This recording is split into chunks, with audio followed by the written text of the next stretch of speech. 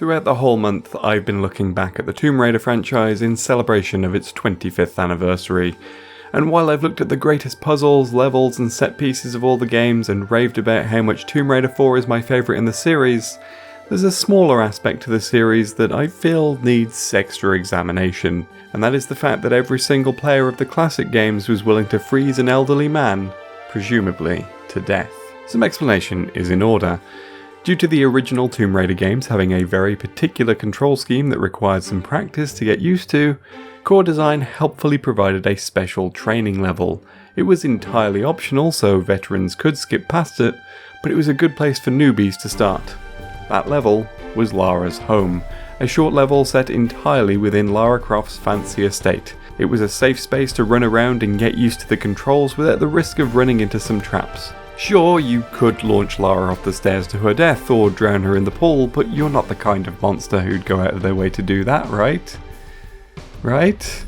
In the first game, this house level was fairly small, mostly consisting of a gym mat in the library to practice jumping, a set of gym equipment in the ballroom to practice climbing, and a swanky indoor pool to practice swimming. All the key things you need to survive the main game, basically. You'd also get Lara herself explaining how she moves, which women often do in casual conversation. I won't fall off, even if you try to make me.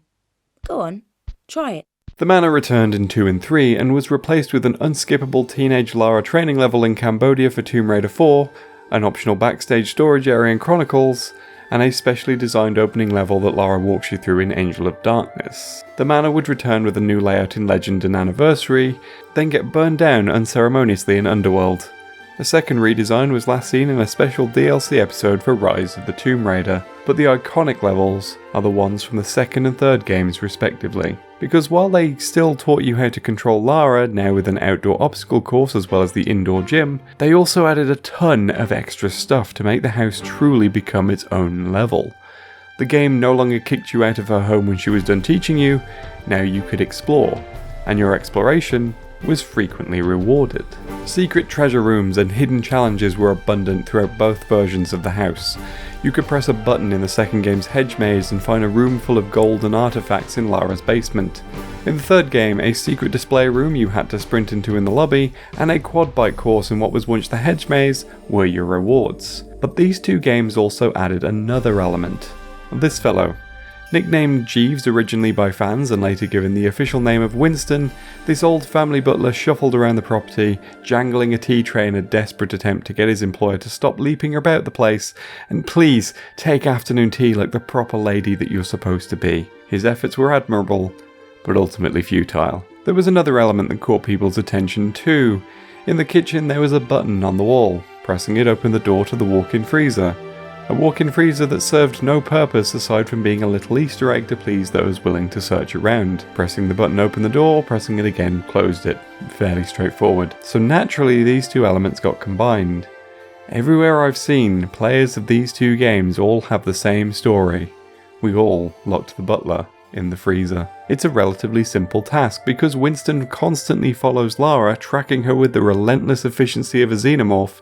It's easy to lead him into the walk-in freezer, and because the door is fully controllable by you, it's easy to open the door, lead him inside, jump over him, and then close the door behind you, locking him inside. It might seem immensely cruel, and the notion of doing this in the real world would be horrifying, and yet every single person who played Tomb Raider 2 or 3 did this.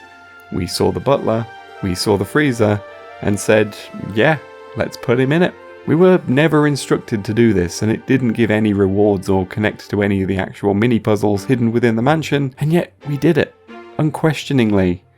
Even the designer of the mansion, Heather Gibson, was surprised at just how common this was, since it certainly wasn't intended. It wasn't even acknowledged directly by the games themselves until 2016, when Rise's Blood Ties DLC featured a note from Winston describing a prank by a young Lara involving the walk-in freezer, making it canon. So why did we do all this? Part of it stems from the kind of game we're playing. The original Tomb Raider is full of levels that you're dumped in without instruction and left to figure out your way through. Lara's home encourages the same degree of exploration with its hidden spaces, so it's natural that we'd find the button in the kitchen and press it to see what it does.